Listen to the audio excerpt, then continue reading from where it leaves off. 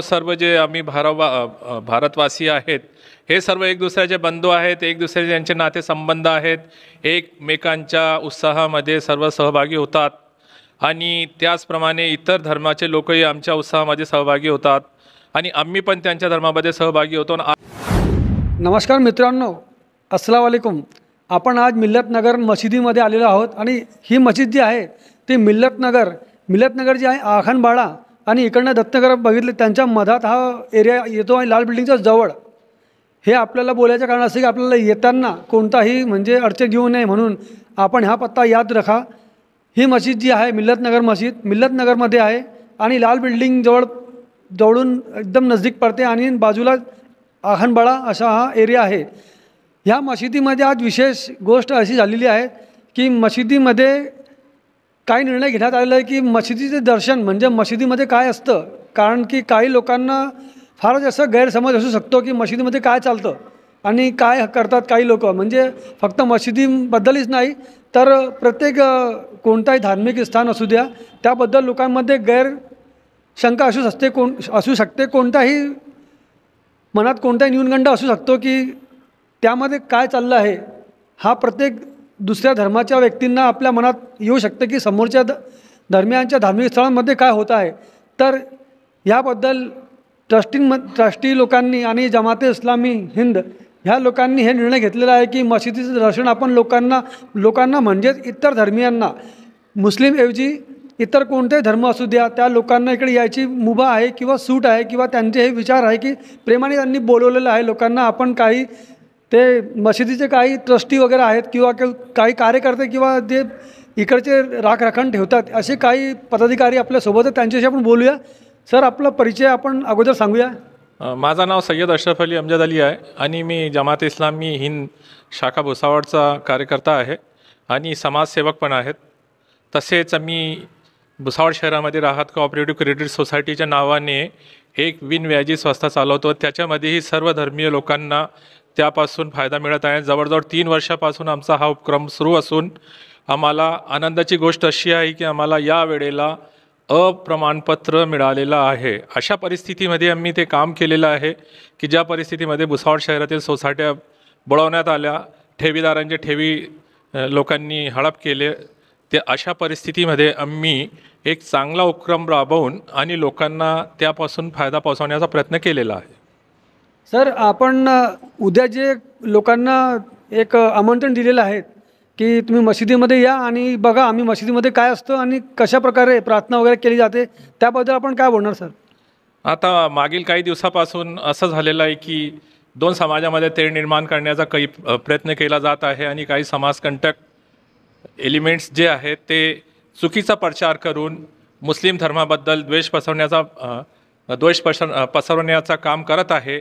अशा परिस्थितीमध्ये आमची जे मिल्लतनगर मस्जिद आहे त्याच्या व्यवस्थापन समितीच्या लोकांच्या असे समजले की आपण हे प्रयत्न दूर करण्याकरिता मस्जिद परिचय संमेलनाचा कार्यक्रम आयोजित करावा आणि या अनुषंगाने आम्ही काल 15 फेब्रुवारी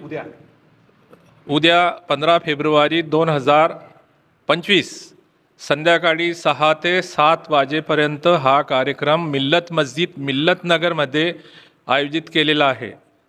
आणि माझी सर्व बांधवांना, खास करून भुसावळ शहरातील सर्वच बांधवांना आणि खडका भागामधील जे आमचे बांधव आहेत, मुस्लिम व्यतिरिक्त इतर बांधव जे आहेत त्यांनी अवश्य या कार्यक्रमामध्ये यावे आणि आमच्याशी संपर्क साधावा, जेणेकरून मस्जिदीसंबंधी काही उत्सुकता आहे, मस्जिदीसंबंधी काही त्यांच्या मनामध्ये विचार आहे, मस्जिदीसंबंधी त्यांच्या मनामध्ये काही प्रश्न आहेत, ते आम्ही इथे त्यांना सोडवण्याचा प्रयत्न करणार आहोत.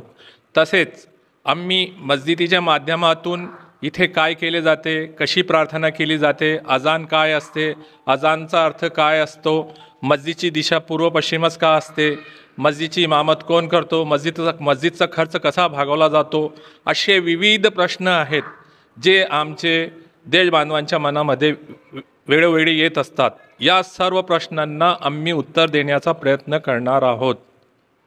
मित्रांनो, भारत हा देश लोकतांत्रिक देश आहे आणि आपल्या देशात कोणत्या धर्म जाती किंवा परंपरेला आपल्याप्रमाणे व्यक्त करायला किंवा त्याला मानायला आपला स्वतंत्रता आहे. म्हणजे आपण आपला धर्म कोणत्याही प्रकारे आपण मनवू शकतो किंवा त्याला जोपासू शकतो. त्यात कोणत्याही प्रकारची आपल्याला मनाई नाही आहे आणि सर्व लोकांनी लोकतंत्रामध्ये मिळून मिसळून राहायचे असते आणि प्रेमाने राहायचे असते. त्याबद्दल सर आपण काय बोलणार की सर्व जनतेने आपसात कसं राहायला पाहिजे?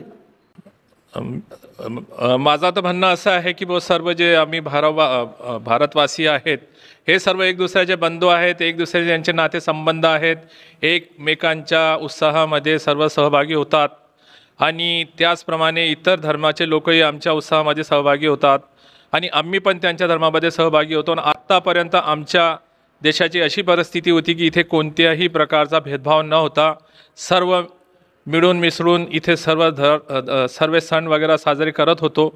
त्याचप्रमाणे माझी परत भारतवासियांना अपील आहे की त्यांनी भेदभाव विसरून आणि ही जे चुकीचं फेक निगेटिव्ह जे पसरवलं जात आहे इस्लाम धर्मासंबंधी ते त्याला समजण्याचा प्रयत्न करावा. मुस्लिम बांधवांना पाहून इस्लाम धर्म समजू नये.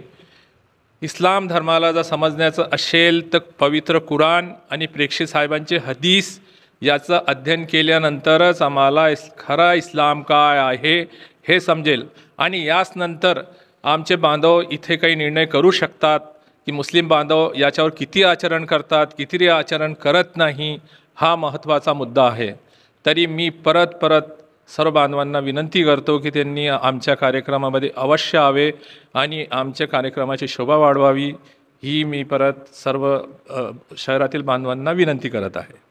जेणेकरून भुसावळमधील मिल्लतनगर मशिदीकडून एकतेच्या आणि प्रेमाच्या आणि लोकतंत्राकडे एक वाटचाल केलेली आहे. भारतामध्ये सर्वजण लोकांनी एकमेकांना समजून मिळून मिसळून राहावे यासाठी त्यांनी एक प्रयत्न सुरू केला आहे. सर आम्ही आपल्याला याबद्दल शुभेच्छा देतो आपल्या सर्व मंडळींना किंवा आपल्या पूर्ण मस्जिदीच्या जे व्यवस्थापक मंडळी आहे. आपण आमच्या CBN न्यूज 18द्वारे आणि रिअल अपडेट याद्वारे आपण सर्वांना शुभेच्छा देतो. धन्यवाद. धन्यवाद साहेब.